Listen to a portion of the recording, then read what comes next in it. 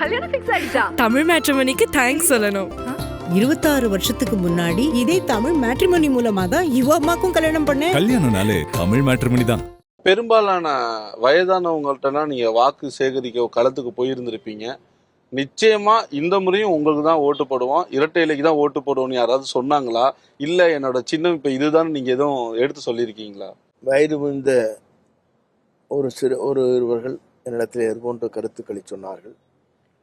அதற்கு பிறகு நான் புதிதாக இயங்கப்பட்டிருக்கிற தளபதியினுடைய இயக்கத்தில் இருக்கிறேன் என்று சொன்னவுடன் சரி என்று சொல்லி சின்னத்தை காட்டியவுடன் உறுதியாக அதற்கு வாக்களிக்கிறோம் என்று அவர்கள் உத்தரவாதம் தந்தார்கள். இப்ப இந்த முறை இந்த தொகுதி மக்கள் உங்களுக்கு வாக்களிக்கணும் அப்படின்னா, திரு செங்கோட்டையன் இவருக்காக ஒரு நல்ல மனிதர், இத்தனை வருஷமா எங்களுக்கான நிறைய உதவிகள் செஞ்சிருக்கிறாரு, இந்த பிம்பத்துக்காக ஓட்டு போடுவாங்களா?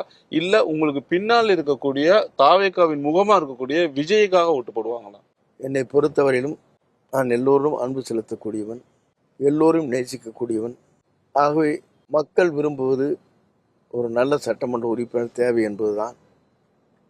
அதே நேரத்தில் தலைமை எப்படி இருக்கிறது என்பதையும் மக்கள் கூர்ந்து கவனிப்பார்கள். ஒரு தலைமைக்கு பின்னாலே இருந்தால் மட்டும்தான் சிறந்த தலைமையாக இருக்கப்பட வேண்டும், புதிய தலைமையாக இருக்கப்பட வேண்டும், எதிர்கால இளைஞருடைய எதிர்காலம் பிரகாசமாக இருக்க வேண்டும், மக்கள் நலம் காக்கின்ற அரசாக வர வேண்டும் என்பதுதான் மக்களுடைய நிலை.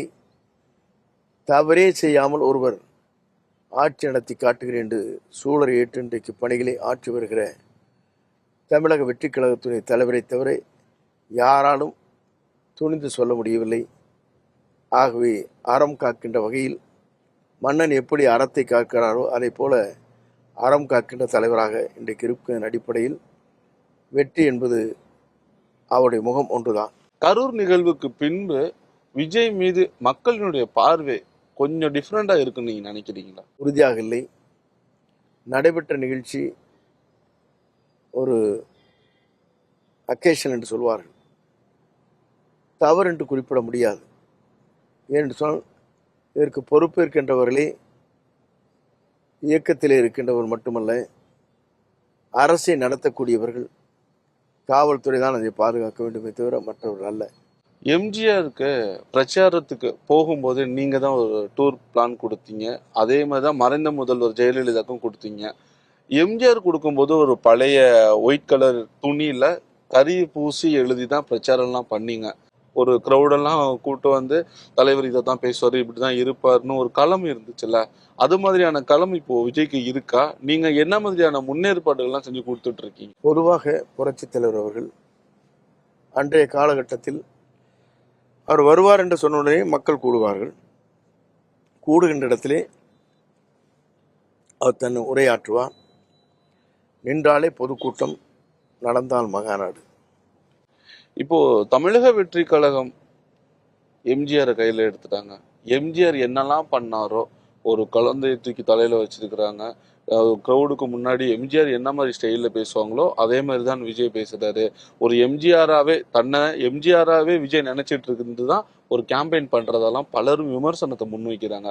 நீங்க எம்ஜிஆர் கூட இருந்தே பிரச்சாரத்துக்கு போனவங்க, நீங்க பார்க்குற பார்வை உங்களுடைய பாயிண்ட் ஆஃப் வியூல எப்படி இருக்கு? இன்றைய கால உலகத்தில் எல்லோரையும் ஒரு தலைவர் நேசிக்க வேண்டும் என்பதுதான். ஒருவருடைய பாணியை பின்பற்றுகின்ற அளவிற்கு அவர் தலைவரை நேசிக்கிறார். அவருக்கு என்று ஒரு தனி பாணி இருக்கிறது, அதை அவர் பயன்படுத்துகிறார். எடப்பாடி பழனிசாமி நீண்ட நாட்களுக்கு பின்பு ஒரு விஷயத்த முன் வச்சிருக்கிறாரு. எனக்கு பதவி கொடுத்தவங்க காலில் விழுந்து நான் ஆசீர்வாதம் வாங்குறதுல எந்த தப்புமே இல்லை, இது ஒரு விஷயமா எடுத்து நீங்க வெளியில பிரச்சாரம் பண்ணிட்டு இருக்கீங்க. இந்த 5 வருஷத்துல நீங்க என்ன நல்ல விஷயம் பண்ணீங்கன்னு மு.க. ஸ்டாலினை பார்த்து ஒரு கேள்வி எழுப்புறாரு. இந்த விவகாரத்தை எப்படி பாக்குறீங்க? பதவி கொடுத்தவர் காலில் விழுவது தவறில்லை என்று சொல்வது அப்பட்டமான பொய். பதவி கொடுத்தவரை எவ்வளவு சித்திரவதைப்படுத்தினார் என்பது நாடு அறியும். பதவி கொடுத்தவரை எவ்வளவு அவமானப்படுத்தினார் என்பது நாடு அறியும். ஆகவே நன்றி என்பது அவரிடத்திலே ஒரு துளி அளவு கூட இல்லை.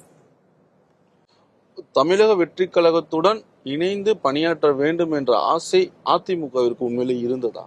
முழுமையாக நம்முடைய தலைவரை பயன்படுத்தி கொண்டு 37% வாக்குகளை இணைத்து சுலபமாக வெற்றி பெற்று விடலாம் என்று விரும்பியது உண்மை. இல்லை, இப்போ இது எந்த அடிப்படையில் சொல்கிறோம்? இப்போ நம்ம ஒவ்வொருத்தவங்க ஒரு விஷயத்தை விரும்புவாங்க. அவங்க நம்மக்கிட்ட வந்து யாரும் பேசினாங்களா? அவங்களுடைய குழுவோ நம்ம குழுவோ மீட் பண்ணீங்களா? எதுவும் பேசுனீங்களா? யார் மூலமாக தொடர்பு கொண்டு பேசினாங்க? இந்த விஷயத்தை நான் கேட்குறேன். ஒவ்வொரு வகையிலும் எப்படி ஒருங்கிணைக்கப்பட வேண்டும் என்ற முயற்சிகள் பல்வேறு நிலைகளிலே டெல்லியை போன்றவர்கள் அதற்காக முயற்சிகள் மேற்கொண்டார்கள். இங்கும் அதற்கான முயற்சிகள் மேற்கொள்ளப்பட்டது. அது வெற்றி பெறவில்லை. தமிழ் மேட்ரிமோனிக்கு தேங்க்ஸ் சொல்லணும். 26 வருஷத்துக்கு முன்னாடி இதே தமிழ் மேட்ரிமோனி மூலமா தான் இவ அம்மாக்கும் கல்யாணம் பண்ணேன். கல்யாணம்னாலே தமிழ் மேட்ரிமோனி தான்.